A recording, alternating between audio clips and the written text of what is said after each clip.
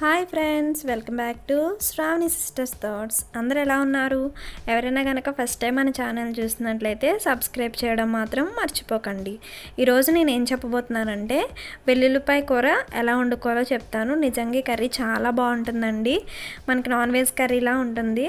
దీనికి ముందుగా కావాల్సిన పదార్థాలు ఏంటంటే వెల్లుల్లిపాయలు. ఇక్కడ మేము 100 గ్రాములు వెల్లుల్లిపాయలు తీసుకున్నాం. ఈ పైన ఉన్న పొపరంతా తీసేసుకోవాలి. చూడండి, ఈ విధంగా అలా తీసుకోవాలి. ఇలా తీసుకున్న తర్వాత మేము 3 ఆనియన్స్, మీడియం సైజులో ఉన్న ఆనియన్స్ 3 తీసుకున్నాం. అలాగే 3 గ్రీన్ చిల్లీ తీసుకున్నాం, పచ్చిమిరపకాయలు తీసుకున్నాం. ఇలా చిన్న ముక్కలు కట్ చేసుకున్న తర్వాత స్టవ్ ఆన్ చేసుకొని బౌల్ పెట్టుకొని ఆయిల్ వేసుకోవాలి. మీకు ఎంత కావాలనుకుంటే అంత వేసుకోండి. ఆయిల్ బాగా హీట్ ఎక్కిన తర్వాత ఆనియన్స్ని పచ్చిమిరపకాయలు వేసుకొని ఫ్రై చేసుకోవాలి. ఇలా 2 మినిట్స్ ఫ్రై అయిన తర్వాత వెంటనే వెల్లుల్లిపాయలు కూడా వేసేసుకోవాలి. ఎందుకు ఇలా వెల్లుల్లిపాయలు ఫస్ట్ వేసుకుంటున్నామంటే మనకి బాగా ఫ్రై అయితే వెల్లుల్లిపాయలు ఘాటు వాసన అనేవి రాకుండా ఉంటాయి. చూడండి, ఇలా ఒకసారి కలుపుకోవాలి. కలుపుకున్న తర్వాత దీంట్లో 1/2 టేబుల్ స్పూన్ పసుపు వేసుకోవాలి. అలాగే కొద్దిగా ఉప్పు వేసుకోవడం వల్ల మీ అందరికీ తెలుసు కదా, ఆనియన్స్ అనేవి తొందరగా ఫ్రై అవుతాయి. ఇప్పుడు ఈ 2 వేసుకున్న తర్వాత ఒకసారి కలుపుకోవాలి. ఇప్పుడు ఇలా 15 నిమిషాలు మనకి ఆనియన్స్ వెల్లుల్లిపాయలు ఫ్రై అవనివ్వాలండి.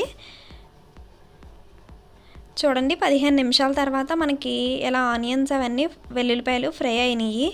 ఇప్పుడు దీంట్లో మనం కొద్దిగా అల్లం వెల్లుల్లి పేస్ట్ వేసుకుంటాం. ఎక్కువ అక్కర్లేదు, కొద్దిగా వేసుకుంటే సరిపోతుంది. మేము 1/2 టేబుల్ స్పూన్ వేసుకున్నాం అంతే. వేసుకొని ఒకసారి కలుపుకోవాలి. అది పచ్చివాసన పోయే వరకు మనం ఫ్రై చేసుకోవాలి. అల్లం వెల్లుల్లి పేస్ట్ పచ్చివాసన పోయిన తర్వాత 1 టేబుల్ స్పూన్ కారం వేసుకుంటున్నాము. మీకు తగినంత మీరు వేసుకొని, మీకు ఎంత అయితే కావాలో అంత. ఇలా వేసుకొని కలుపుకున్న తర్వాత దీంట్లో వాటర్ పోసుకోవాలి. ఇలా వాటర్ పోసుకొని మనం మూత పెట్టుకొని ఒక 10 నిమిషాలు ఉడకనివ్వాలి. చూడండి, ఒక 10 నిమిషాల తర్వాత మనకి కొంచెం గ్రేవీ అనేది దగ్గర పడింది. ఇలా దగ్గర పడినప్పుడు మనం ఏం చేయాలంటే 1 టేబుల్ స్పూన్ ధనియాల పొడి, అంటే రుచికి సరిపడా, తర్వాత తగినంత జీలకర్ర పొడి వేసుకోవాలి.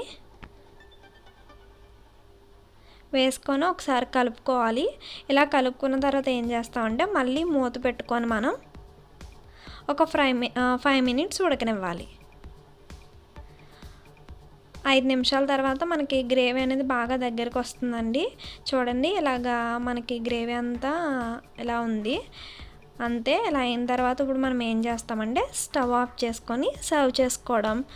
చూడండి ఫ్రెండ్స్, ఎంతో రుచికరంగా ఉండే మనం వెల్లుల్లిపాయ కర్రీ వండుకున్నాము. నిజంగా చెప్తున్నాను, ఇది నాన్ వెజ్ కర్రీస్ లాగే చాలా బాగుంది. మీరు ట్రై చేసి మాకు కామెంట్ రూపంలో తెలియజేయండి. Thanks for watching. Please like, share and subscribe our channel.